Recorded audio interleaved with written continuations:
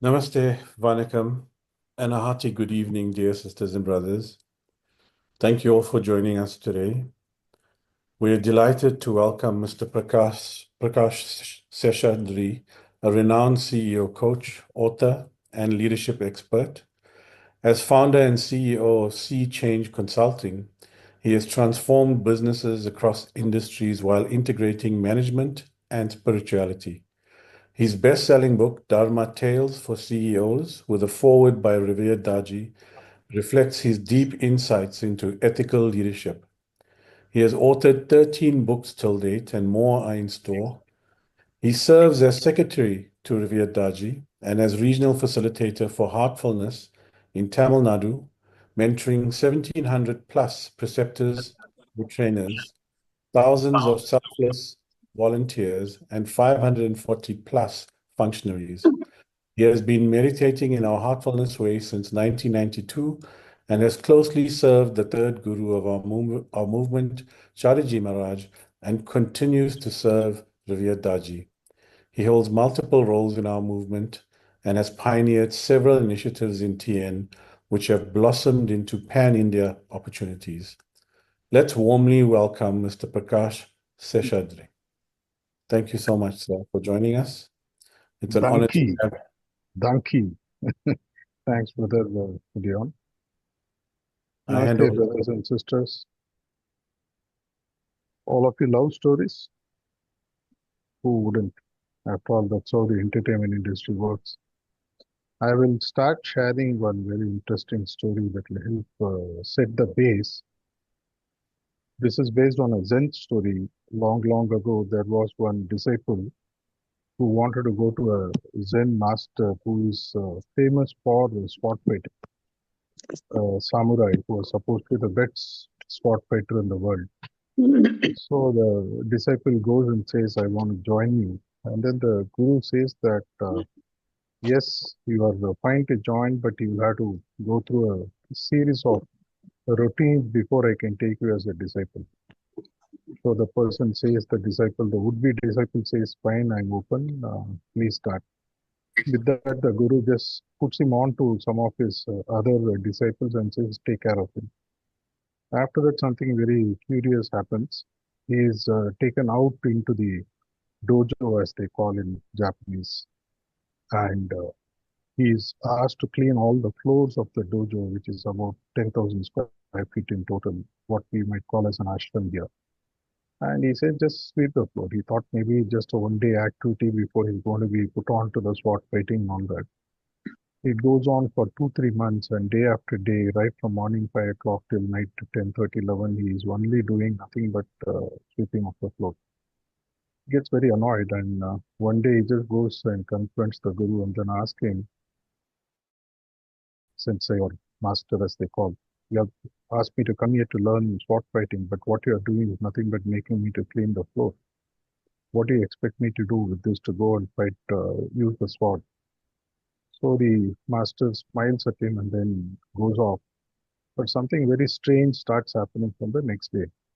What happens is, till now he was sweeping the floor, and from the next day onwards, whenever he's sweeping the floor, somebody comes and hits him from behind with a hand, with a fist, with a leg, and he gets beaten black and blue. For the next 2 weeks, he's unable to manage the kind of beating that he gets. He really gets very annoyed, irritated, bodily blows, pain. And finally, one day he decides to confront the master. Now he knows the master's routine and he wants to quit the system and then go away. So he goes to the master in one of the days when he knows master will be alone and when he makes his own meal in the morning. So the master is facing the wall and then he's sort of having a big pot in front of him. And then he's making his morning porridge. And he's just sort of putting his hand into the big pot and then sort of stirring the pot with his front to the wall, which means his back is completely seen by the disciple.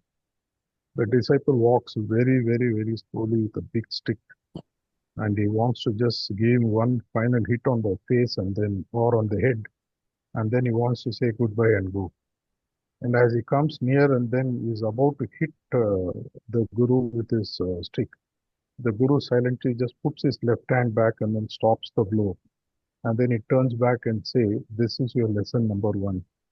The time that you have learned this lesson is when you are fit to be a sport fighter. And now the disciple doesn't understand what he is. So he asks, can you just please explain? He says that for you to be wielding the sword is a child's play. It takes 5 minutes, 10 minutes for me to teach. But what you need are two things which are very important for you to be able to do the sword fighting. This is the first thing. What you need is a lightning reflex. When you are asked to sweep the floor and somebody came and started hitting you from the behind, the first exercise was to teach you how to build your body. The second was to teach you how to build your reflex. And then the second is that when you start doing it, your self-confidence builds up. Being a volunteer in a mission is almost like doing a sport fight in a dojo. There are two things that are very, very essential, whether you are an abhyasi or a volunteer or a preceptor or a functionary, is that the need to reflex, have the reflex of the response, as Daji would call. So normally what happens is we tend to react a lot instead of responding.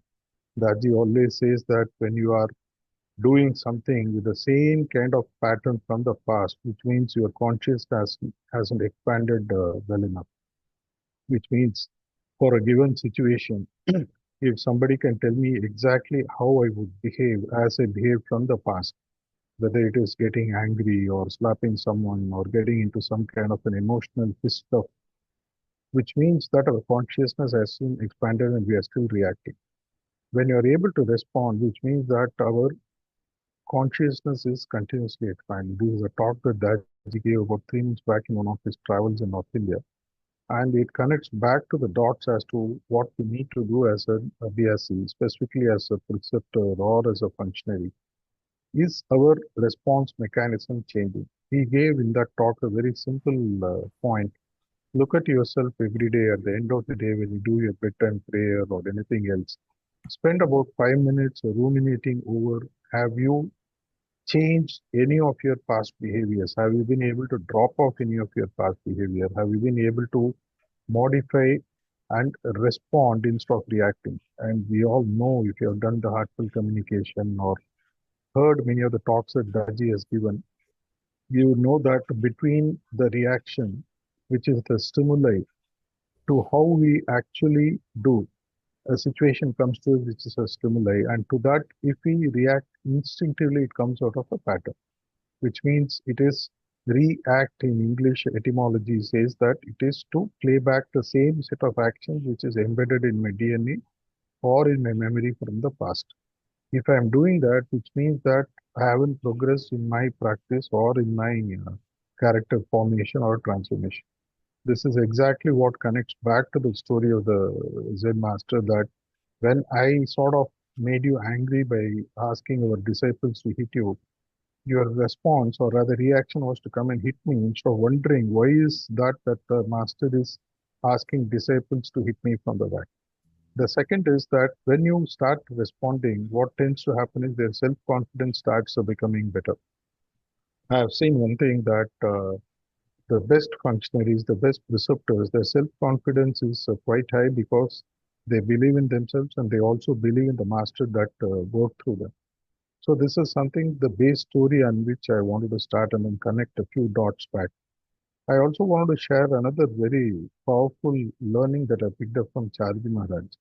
In many of the informal talks, he always, many of you might know that Charji Maharaj is schooling in Jamshedpur or whatever, has been predominantly from Christian background. See, he does have a lot of connect to Christian faith and books and all that, which many of us have seen also in many of his talks. He always used to quote, which even Swami Vivekananda quoted in his famous talk, where he says that give me 100 youth of passion, I'll make India the number one country in the world. This was more than 100 years back. The same thing is what Shahaji Maharaj used to say of the story about the 12 apostles. He used to say that way back 2000 years ago, the only mode of communication was mouth to mouth, in person. There's no WhatsApp, there's no TV channel, there's no phone calls, there's no mobiles, nothing. They're not even way of writing letters. So these 12 apostles, a few of them who had not even seen Jesus Christ in person. Fortunately for us, we are given a system where the incarnate master is always with us. Initially it was Lalaji Maharaj, then the form changed to that of Bhavji Maharaj, then it was Charaji Maharaj, now it is Daji. An incarnate master is always going to be with us. When an incarnate master is not there, and still for someone to believe in that concept, if you know the story, almost 8 or 9 of the apostles were either murdered or they met with some kind of strange accidents and met their deaths when actually they went to spread the faith of what Jesus Christ shared with them. That is the kind of faith that apostles had. And Charij Maharaj always used to speak a lot in praise of the 12 apostles, how they were even ready to give up their lives to spread the faith of what Christianity stood for. Fortunately for us, we don't need to put our head on the guillotine. Nobody's going to take a gun and shoot us for what we are doing in Heartfulness. There are three things that I picked up personally whenever I have quoted about this 12 Apostle story that I'll share with you and then move on to the work that we do in Tamil Nadu. And also in terms of what inputs I would like to share with you that you can start practicing from tomorrow or day after or whenever you want to. The three main learnings that I have picked up from the 12 Apostle story are something like this. The first is to be rooted completely in your practice. If you look at any of the apostles who went out and started preaching Christianity, they were so rooted in what Christianity stood for. The New Testament was yet to come. It took 250, 300 years for the New Testament to come out and what we know as the current Bible. So what they were practicing was purely hearsay, word of mouth, what some of the 4 or 5 primary disciples who were with Jesus, they came and shared with them. But they took it as there for the primary practice and they started getting rooted in the practice. They lived and talked and walked, as we always say in leadership. Walking the talk is one of the most important element before you can ask someone else to practice. I still remember why when way back in 2016 or so, there was a meeting that Daji was chairing. And he was asking a few of us functionaries were assembled there. He was asking why the message of heartfulness is not spreading fast enough. And each one was giving their own way. They spoke about the need for marketing. They spoke about the need for having more preceptors. They spoke about the need for having more ashrams and things like that. So when my turn came, I only told him one thing, which came from my heart. I said that, Daji, there is a big confusion in terms of what we are selling. When you are not sure of the product that we are selling, the consumer doesn't know what to buy. So he asked me, can you expand? I said that when we actually go and speak about heartfulness, whether it is meditation, cleaning, or practice, or character transformation, or 10 maxims, or whatever it may be, the people who are listening to you, they are not worried about the technique of meditation. They are not worried about the technique of cleaning or prayer. They are only looking at the person who is speaking about the product or service. So I told him that they look at us who go and evangelize the concept of heartfulness as the actual product, which means it's whether Brother Dion or Brother Sabir or Prakash or Brother Vakul Bhai or whoever it is. When we go and speak about heartfulness, they look at what we are. They don't look at what product or service we offer. Hence, being rooted in the practice is something. I remember the famous story of Swami Paramahamsa, Ramakrishna Paramahamsa. Once there was a disciple lady who came and asked him, my son has a lot of affection for you. I need you to give him a piece of advice, and if you do it, he'll surely listen. So Ramakrishna Paramahamsa asked her, what do you want me to do, sister? So she says that my son has the habit of eating excess sugar. Can you please advise him? So Ramakrishna Paramahamsa says that please come and see me after 4 weeks. So after 4 weeks, the lady comes along with the boy, and then Ramakrishna Paramahamsa sweetly advises the boy, please give up sugar. It's not good for you. The boy listens and then says, I'll surely do. But the lady is confused. She was asking, this was simple, very simple. You could have told in one line 4 weeks ago itself. Why did you ask us to come after 4 weeks? To which Ramakrishna Paramahamsa lovingly looks at her and says, sister, I myself had the habit of eating excessive sugar. If I don't control eating excessive sugar, how can I advise somebody else what to do? This is one of Chatterjee's famous statement, be as you are, what you are inside. What we also in English will call as hypocrisy. If you cannot preach what you are currently practicing, it will be very difficult for you to go out and tell the world what to do. See, those who are close to us know who we are, but when we go outside, people do not know how to actually read what your system is, but they read what you do. They look at how you conduct yourself, they look at how you communicate, they look at how you are able to channelize your anger in case you get angry, things like that. Those, even if you look back at your own journey, what inspired you into stay rooted into heartfulness, you look at a few people or role models in your life, including the incarnate masters.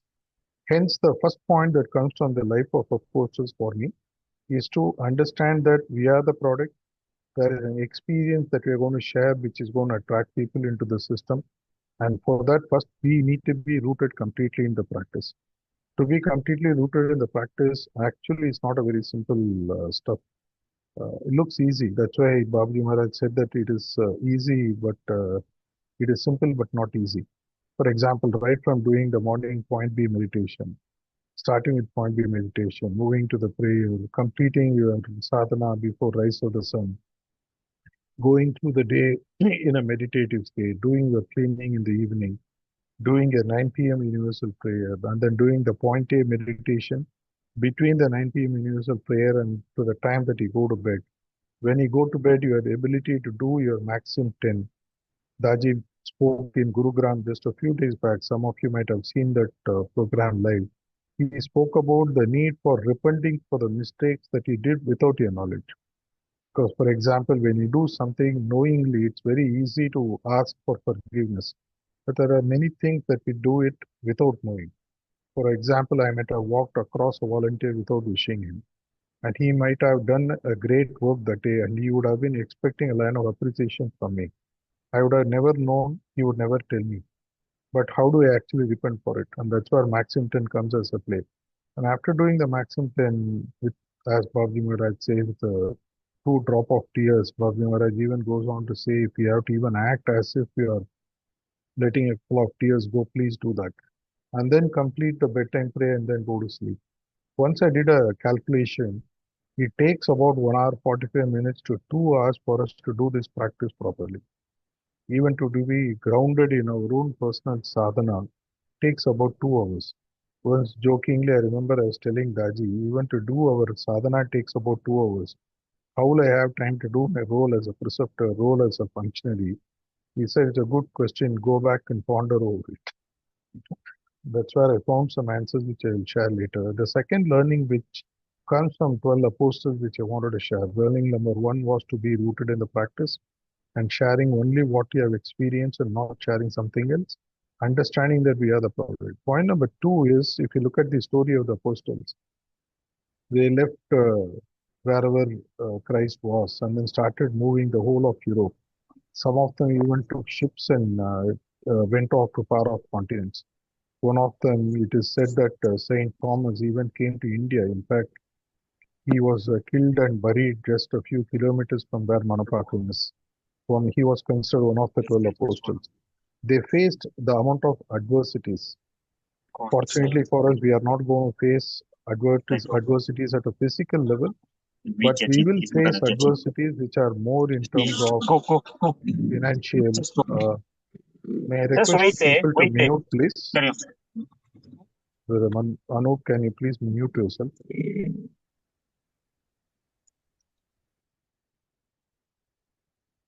Thank you. So if you really look at adversities that you had to face, many of us will find that whether you like it or not, at least in an Indian context, I don't know how it is in Africa, 80 to 85% of the volunteers or preceptors or functionaries are predominantly so dependent on their material life that they don't have too much time to spend on their work in terms of what they have to do as a preceptor or as a volunteer or as a functionary, which means it is sort of a hidden adversity that they have to face in their life. They need to find a way to balance it. Because many of the adversities are not like movies or in wars where you have to take a gun and fight somebody else. The biggest adversity that we had to face are the internal demons that we face day in and day out. The adversities in terms of how will I pay my next month's EMI, how will I pay off the fees for my students, how will I pay off the debt that I have, things like that. And when your mind gets affected by that, just please recall the kind of adversities that our own gurus have gone through in their life. I still recall the story where once a person wanted a glass of milk when he had visited Shahjahanpur and Babaji Maharaj gave him a glass of milk. And then somebody came and asked, saying, Babaji Maharaj, didn't you have milk? He said, I can't afford. And these are small things, but it teaches a lot. And our gurus continuously show, despite their personal challenges in their own personal life, they're all grihasthas first, how they have faced adversity to still spread the message of what they completely believe in and have faith in. So that is the second point that I picked up from the 12 Apostles story, which is their ability to face adversity, specifically the adversities which don't come to you as a big bombshell, but small adversity that you have to face day in and day out that you need to practice to overcome. Fortunately, once we remember we were having a conversation with Charan Maharaj, and he was saying beautifully that every time I completed a work, I always thought I've done a great work. And then I always used to find Babaji Maharaj used to give me more work. And he said it was just not more work, it was more challenging work. But he went on to say that, thankful to my master, I found that when he gave me a work which was more challenging, it was just not the work which was more challenging that he gave me, but he also gave me skill sets with which I can manage those additional work, which is also true in my case. Many of us might recall last week I was having a conversation with one of the functionaries in Tamil Nadu. He was recalling the time during Charji Maharaj's time when he used to be a functionary. He used to do one open house. Those days, the only way to attract people into the system was to do open house, and people used to come. And he used to do one or two open houses a month. He used to say that I was doing a great job, and I used to pat myself on the back. But since Daji has come, the way in which he is taking it at a fast pace, I am doing two or three today, and I still feel I have not done good enough. So, but he also came and said that I find that I am able to manage my time according to whatever the needs of the demands of the market are, the speed at which the market needs. Why am I sharing that is that the masters, when they give you some kind of a challenge, they also give you a skill set with which you will be able to proceed further. But for that to happen, we need to be able to take a more workload, which I'll connect back a little bit later in terms of how we manage whatever little bit we did in Tamil Nadu. The third point, if you really look at the story of the 12 apostles, is that these 12 apostles did not work alone.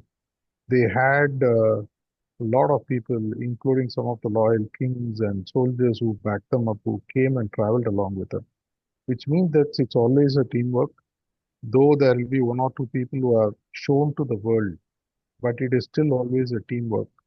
In all my interactions with the functionaries and volunteers in Tamil Nadu, I always used to give this very simple example. Even for us to brush our teeth or take our bath, we think it is an individual work I can do on my own.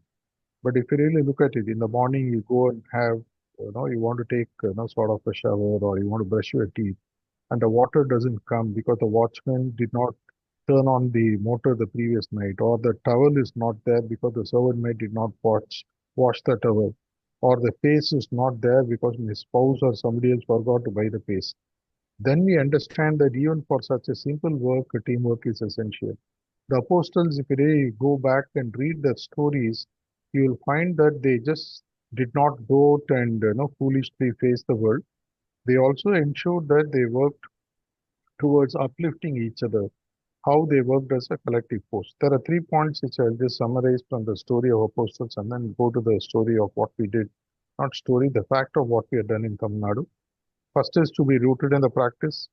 Only share that you are able to experience and practice because you are the product. Point number two is to find how to face adversity in your lives. Point number three is to be a collective force and to find a way to uplift each other. There are times you'll find that you are in a good mood and one of your teammates is in a bad mood. That's when even when you play cricket or hockey or football, you'll find that not all players are going to contribute in the same way every day. There'll be somebody who sort of goes down.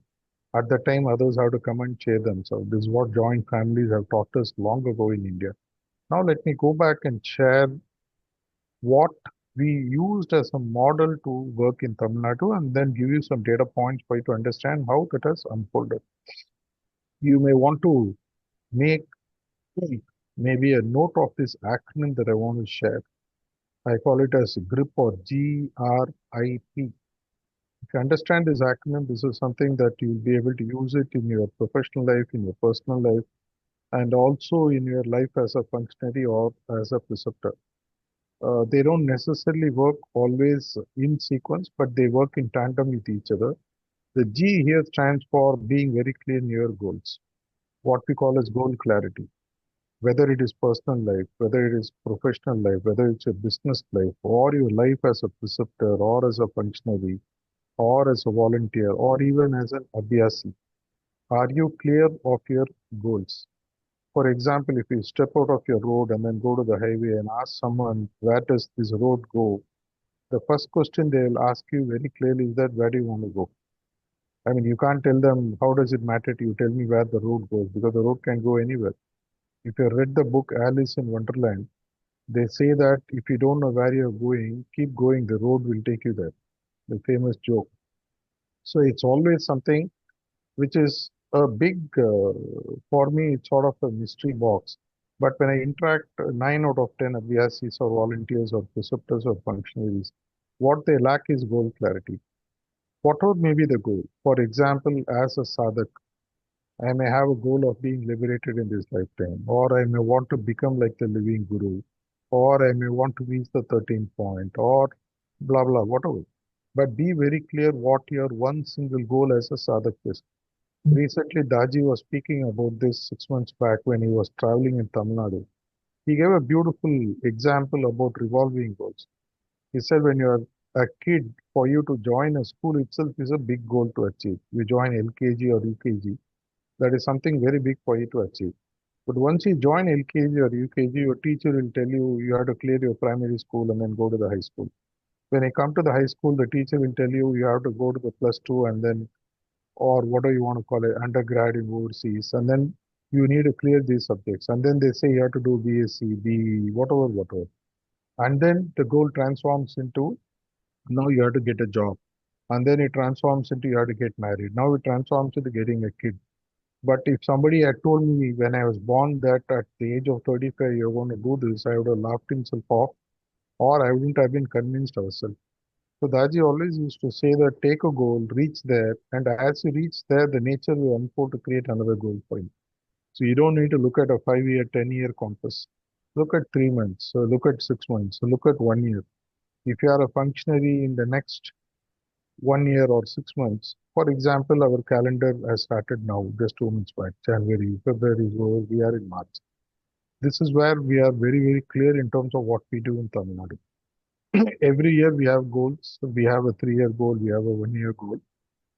The 1 year goal that we set in the beginning of 2025, which gave a very clear clarity. One thing that I always share with all my functionaries, whether the goal gets achieved or not is not something that we need to worry about. It is being very clear in the goal that you have and whether you're putting in the efforts. Just for that information, for the year 2025, we set a very simple goal. For example, Tamil Nadu has what we call as districts. These are districts which are conveniently split as revenue zones by the Tamil Nadu government for them to administer the state. So we have 38 districts in Tamil Nadu. And all the districts put together come under what we call as 15 zones. And we have a population of about 8 crores in Tamil Nadu. And when I was interacting with Daji somewhere in December 2024, he was asking me very clearly, how many villages do you have in Tamil Nadu in total? I told him, Daji, we have about 17,000 villages plus or minus. So he said, why don't we see if he never tells you straight, but he was indicating, I'm only paraphrasing and sharing with you. He was saying that would it be nice if we have one preceptor in each of the village so that they become the beacon of light for the future. I mean, instead of worrying about converting 1 crore people, 2 crore people, 3 crore people, etc., and worrying about whether that many people are introduced. He said, why don't you just create a base where you have one preceptor per village, which means effectively one full year, one village I have to focus, and we create just one Abhyasi who becomes a preceptor in the next 1 year's time. Now we have 10 more months, for example. And these 17,000 villages, how are you going to actually manage? We are going to manage it in such a way, if you really look at the introduction Brother Dion gave. Fortunately for us, this is the state where Charji Maharaj has spent more than 30 years during his lifetime, or rather 40 years since he took over as the Guru in 1983.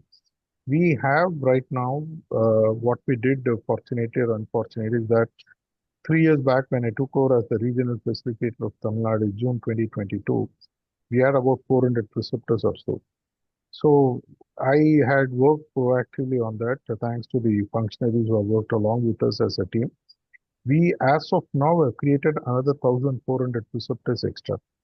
So today we have 1,700 preceptors and another 500 candidates in pipeline. So if you really look at it very simply, each preceptor has to work on one village for 1 month for 10 months. If you really ask you how you're going to eat a 100-kilo cake in one shot, you will not be able to give an answer. I can't even put a single piece in my mouth. How can I eat 100 kilos? But the key is to break them into smaller pieces. Once you have a clarity on the goal, whether it's your personal practice or as a preceptor or as a functionary, being very clear on the goal is the beginning of the entire work. Once the goal is clear, we move into the second letter in the acronym, what we call as R, or role clarity. So what we did, if you really look at the roles, because you need each of the team member. I have always told you in the beginning, I continue to do the same thing, at least in the state of Tamil Nadu, is that nobody is going to play the game alone. It's going to be a team game.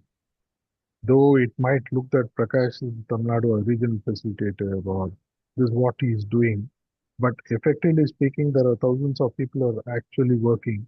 We always used to say, there is a famous saying in Tamil, to pull a temple cart, you need at least 1,000 hands. Though it might look that there is one pujari who sits in the top of the temple cart when it goes through the streets, but there are 1,000 hands which is actually pulling at the ropes of the cart for it to move. So likewise, what we did is we had a very clear role clarity. The entire state, as I told you, has been split into 38 districts, 15 zones.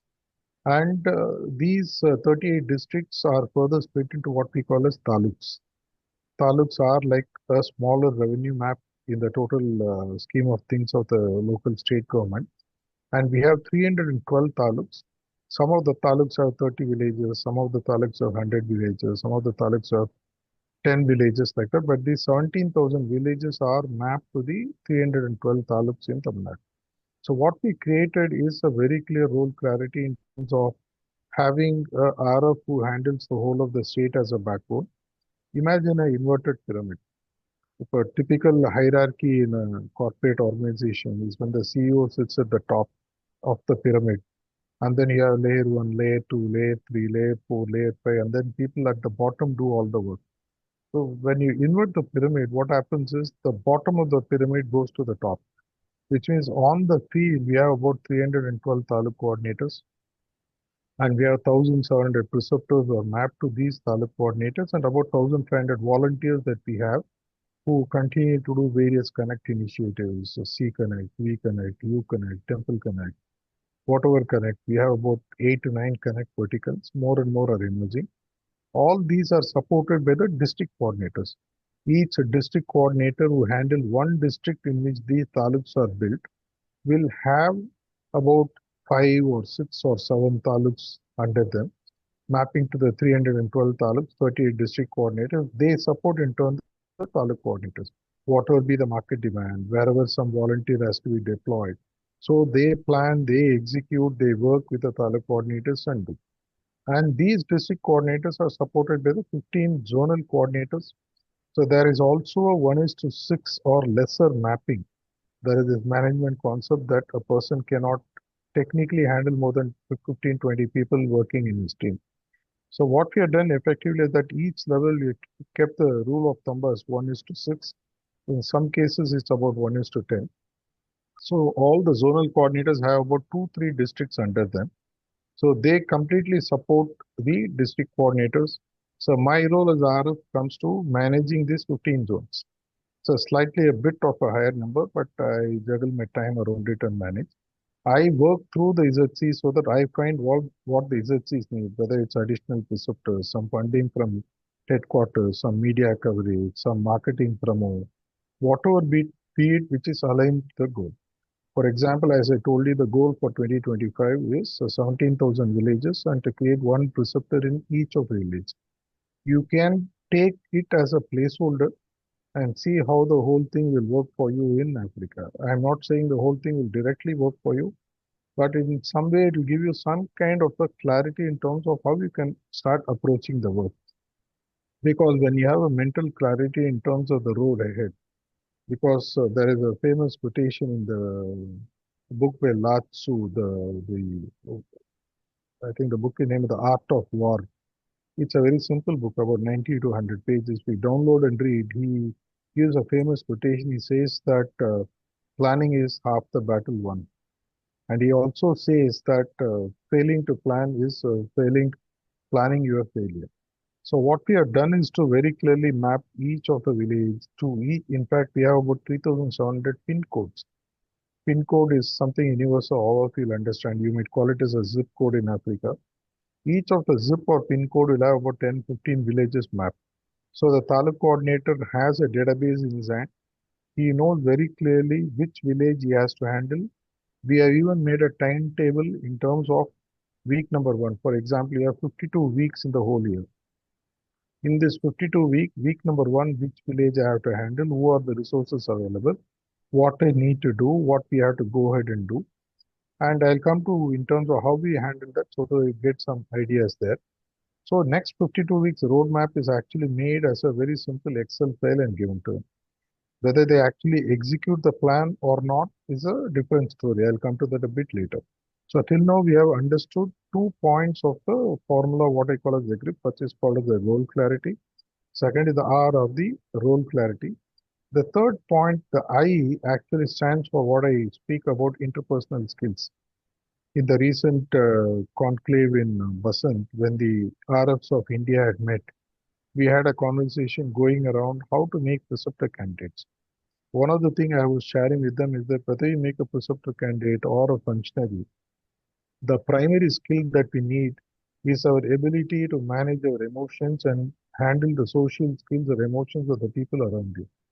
If I do not know how to inspire, if I do not know how to motivate myself and others, if I lack the social skills and emotional skills and communication skills, I'll be seen as a bad leader.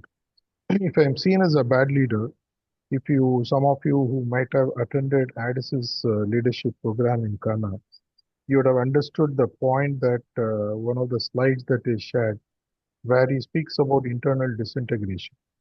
He says when you are internally disintegrated, which is a reflection of poor communication and social skills, what tends to happen is that you invest too much of time in only resolving conflicts. When I am fighting too much of my time and investing my time in only resolving conflicts, how will I have the time for me to go out and conquer the market? I gave this example in our meeting.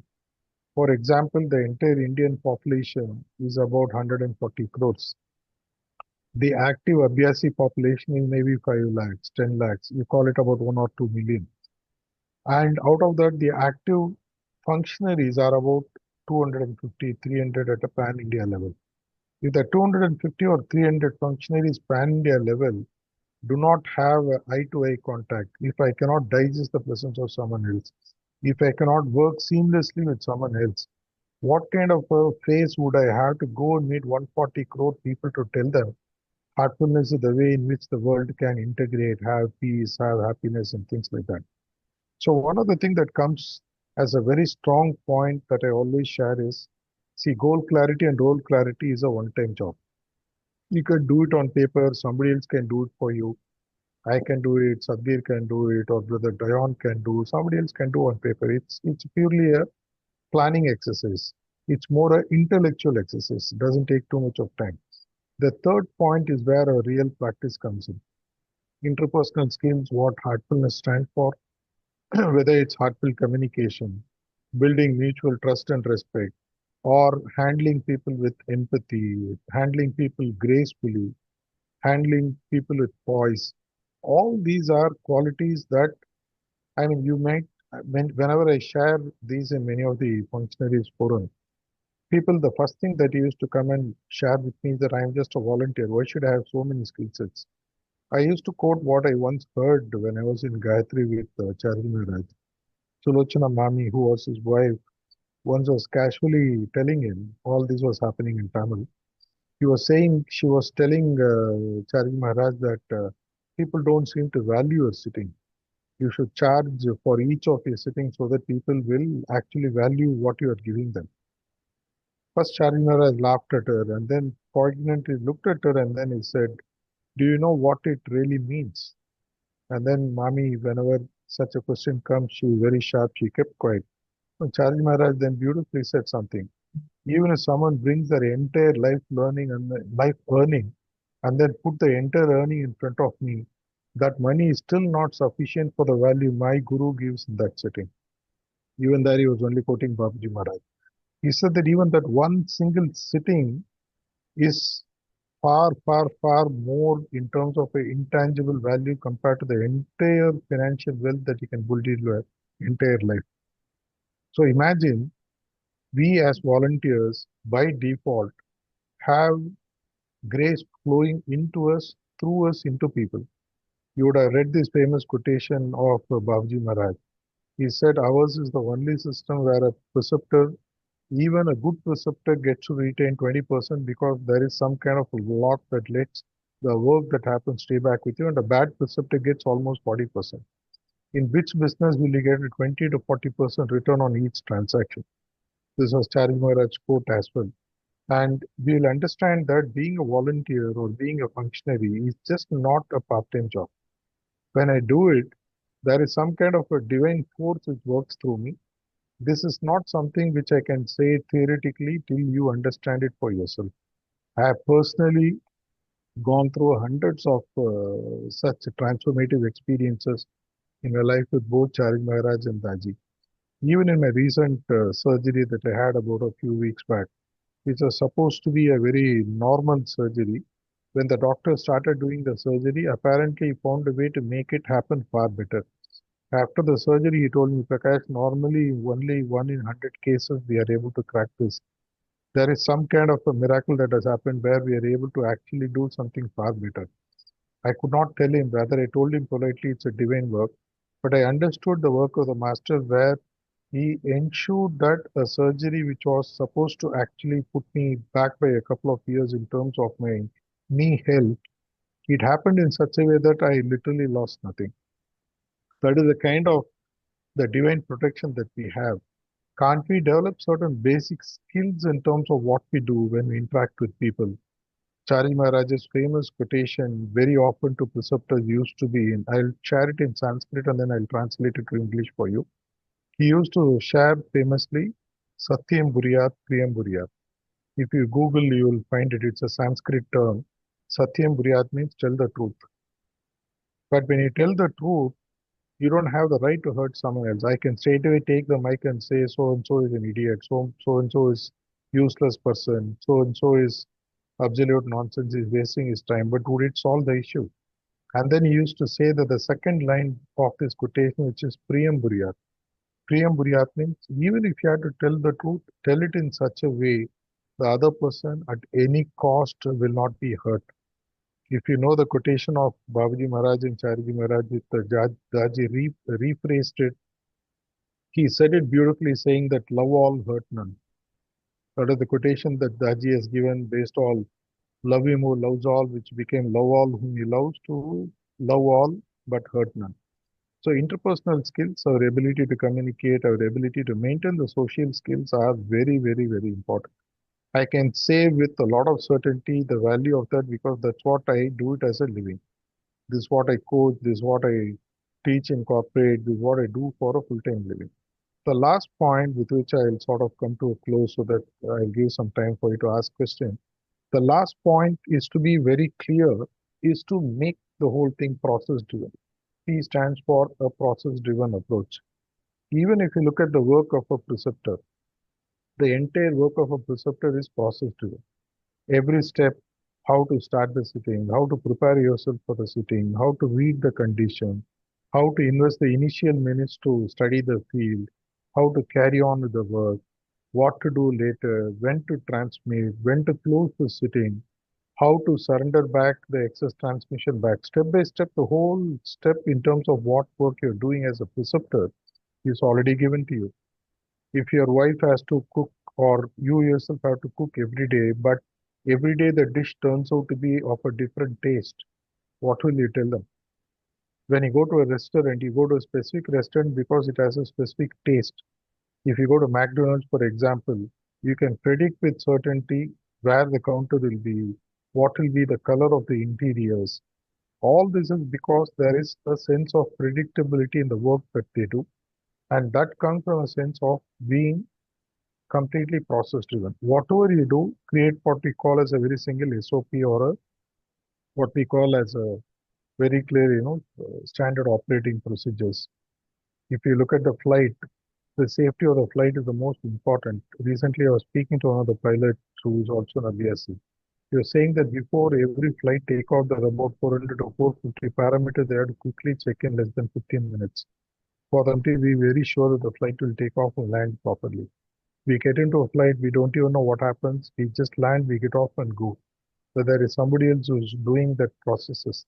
So whatever goal clarity you have, whatever role clarity you have, even interpersonal skills, if you take heartfulness communication, the OFNR model or everything else is nothing but a process. Everything that you have is made into a step-by-step approach. Even we have some kind of a process in our life. When we get up, 10 maxims is a process. It says maxim 1 is get up before dawn, complete the practice with heart filled with love. If we take step number 3, maxim 3, he speaks about setting the goal of being one of the highest or becoming one with the source. Every step you take, it's about even maxim 10, for example. So when you sort of create some kind of a mix of the point that you have set to you, starting with the point that I shared from the story of the Zen master to the story of the apostles, and then moving on to the grip, you will find that even in Tamil Nadu, what we have done is to create a process of very clearly how we are going to. I always share this in all my leadership sessions as well. This is what the Gita Acharya Lord Krishna has shared. This is what Babaji Maharaj has said. Your job is to focus on the effort. Give the effort in such a way that the effort is the best in the world. Daji used to say that if you are a preceptor, be the best preceptor in the world. If you are a volunteer sweeping the floor, be the best sort of a volunteer who can sweep the floor. Because the masters keep watching. Let me close with a very simple whisper I read many, many years back. It was way back in 2001, the message came where Babaji Maharaj very clearly says, each of the step of every Abhyasi we are monitoring from here. When I read it initially, I didn't really understand it much. But subsequently, when I look back at my own life, look back at the work that we are doing, just a requote, it's a long message, but the paraphrase version is every step of every Abhyasi we are watching from here. Which means in some strange way, whether you call it the subtle body of the master that is getting attached to you, or whatever, they're watching each and every single step, which means they're also guiding us. Which means that when we do the efforts properly, with very clear goal clarity, with very clear role clarity, with very clear interpersonal skills, where I make it a point to ensure that anyone who's working with me does not feel hurt at the end of the day, and then follow a set of processes, what will happen is that you bring excellence to the table. Results will automatically become a pre-refined output. I would thank you at this point of time and pause it. And then maybe if you have a few questions, I can take it now. It's about 8:20. I've shared certain insight for, I think, about 50 minutes or so. I'll pause it here and take any questions from any of you. Thank you. Thanks for the opportunity.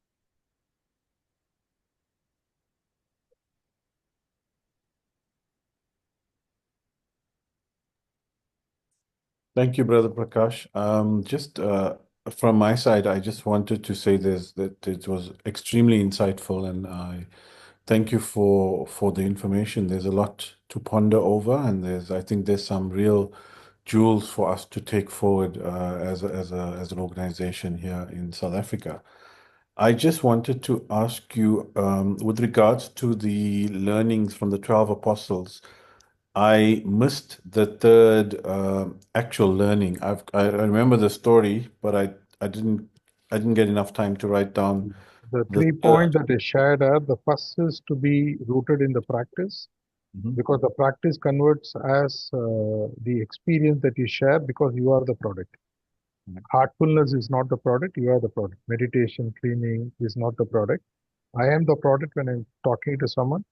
Subconsciously, I'm communicating to them what I stand for. Second point that I shared is your ability to face adversities, not the big ones, but the smaller adversities day to day that we have to face to stay on the course and do the work that masters have bestowed on us. I wouldn't say masters expect of us. The third point is to be a collective force and ensure that we uplift each other because there will be a time when somebody feels down. There is somebody who has a high today. I win a match today, I will lose a match tomorrow, but the team has to go on together.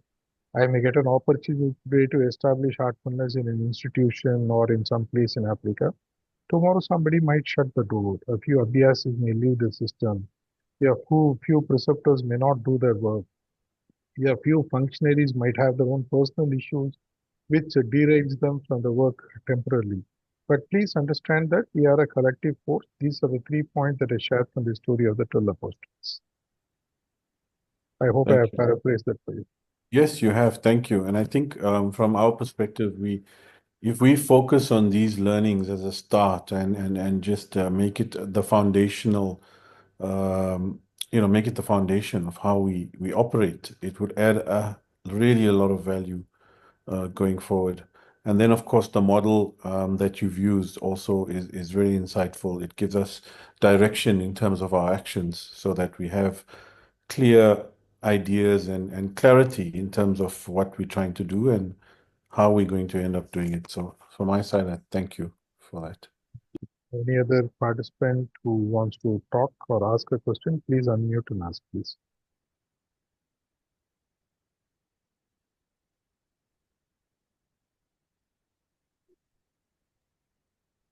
Brother Prakash, just one question on the product. I think we understand that we all face the same problem. How do you create consistency in the product? Because, I would imagine in y'all's province in Tamil Nadu, you're basically going far and wide.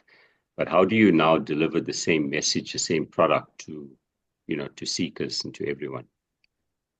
As I told you that we are the product. And when we are the product, it means what I spoke in the grip model, the R or the role clarity. For example, all of you are to come on the same page. See, for example, in the month of October 2023, we launched a massive campaign, Pan Tamil Nadu, where we covered almost 50 lakh people. It was a topic in Tamil, let me share what it is, called Ondrinevum Va, which means let's unite together. Let's unite together at the level of the heart and all that. So we kickstarted the operations in Chennai, near Chennai, in a place called Chengalpattu. And what we have decided is, since there are hundreds of volunteers pan Tamil Nadu who are going to go out, we wanted to maintain a consistency in terms of what we have to offer. So all we did was very clearly for this campaign, which ran for about 4 to 5 months, starting from October 2023 till about February, March 2024, what we did is we arrived at 3 simple sheets. Sheet 1 was very clearly in terms of what any volunteer who goes out and speak for day one engagement. We made it very clear that you play within that, you can articulate, you can use your own modulations and voice, but you will speak only these 3 things or these 4 things. So that's what will resonate because we are aiming at villages. Day 2, which was about introducing rejuvenation or cleaning, we spoke about 3 or 4 standard points. Day 3, which was about connecting back to the source of the prayer, we gave them 3, 4 points. We even recorded audio messages and gave it to volunteers who are not good enough. He said, in case you feel uncomfortable holding the mic or talking to a small crowd, just play it off the mobile. So what happened is the message that went out was the same across the whole of Tamil Nadu for the entire time of 5 to 6 months. So within the functionaries of Africa, if you are able to arrive at a goal, you can arrive at one single communication which will communicate that product to that vertical, so that there is standardization, which is what in GRIP the fourth step is about creating a process. Whether I speak about Charaj Maharaj's famous quote, I don't know how many of you have heard. He used to say that if you meet 100 Abhyasis and ask them what Saraj Mark is, you will get 110 answers. So if you do that, there will be a complete chaos in terms of what we communicate. So standardize on the communication. We put them through rigorous training program also, all through Zoom and all that. We gave them very clear printed scripts. We shared PDFs. We gave them printout. We said, if you are not good enough, please read it out. If you are good, memorize. If you are very good, speak on this. If you are a good speaker, out of 100 people, 1 or 2 people can speak. The rest 98 are good volunteers, the field volunteers, but they will not know how to speak. So we just gave them. It's, I mean, you are not a public speaker. You don't need to have to prove anything to anyone. Take the sheet of paper, please talk to them. As simple as that. If you are not very comfortable talking, please play the audio. We even recorded and gave the audio to them.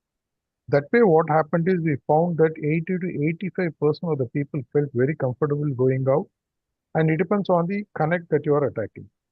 If you are attacking all the connects simultaneously, you will have communication gaps. You can even sit together in the next 1 week, 2 weeks, 1 month, or whatever period. You just very clearly communicate, articulate, this is how we are going to communicate, so that there is a clear pattern in terms of what you will communicate. So there is a standardization the market sees in terms of, for example, market only communicates 2 to 3 lines of communication that they are ready to filter, understand, and take a decision in terms of wanting to use a product or service. Whether it's iPhone, whether it's a car, whether it's a restaurant, it all boils down to a few lines of communication that you have to share consistently, and it doesn't take more than 3 to 5 minutes. I hope it gives some kind of clarity to your question. Yeah, thank you. Yeah, I think that answers it. Thank you. Thank you. Another few minutes more, I can take a couple of more questions. Or Sabhi, you want to say something and close off? Maybe I'll hand it over to Sabhi so that he can share whatever he wants to, and then we'll close it. Or I'll mute myself as of now. Thanks, okay, once again, brothers and sisters. Whether we meet again in India, in Ghana, or God, inshallah, if we see in Africa, let's see what happens. I'll mute myself now. Sabir? Well, thank you, everybody. And it's been everybody that matters seems to have been here in this call. And we'll just wait for things to happen. I mean, there's so much that's happening in India. Don't feel overwhelmed, but we started, the way we are right now in South Africa. I mean, it was not really long ago. And I do remember the one trial that Master Chariji did is in Tirupur, where he suggested that one preceptor stays at the center and all the others travel to nearby towns. And all those places today we have ashrams. I mean, they went village by village, they went town by town and developed. And then they were able to suggest who can be made preceptors there, and they moved on to other places. So on any Sunday, you'd find only one man there in Tirupur and everybody else was, traveling in. I mean, these were experiments he did and they were very successful. So take your call as to how you'd like to exert, and we wait for things to happen. It'll take time, but it doesn't need to take a lot of time, because you've seen this happen in a few years. Things have just bloomed so much that it just goes into auto mode after that. That's about it, and thank you so much for your time. Anybody would like to conclude?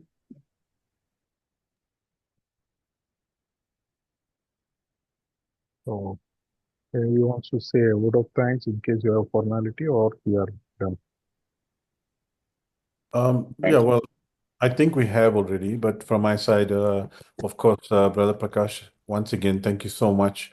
It has really been insightful, and we really appreciate your time, and as well as everyone that's come on board to listen. Let us all digest this information and let us come together and discuss it with a view to really implementing these learnings going forward. So thank you all once again.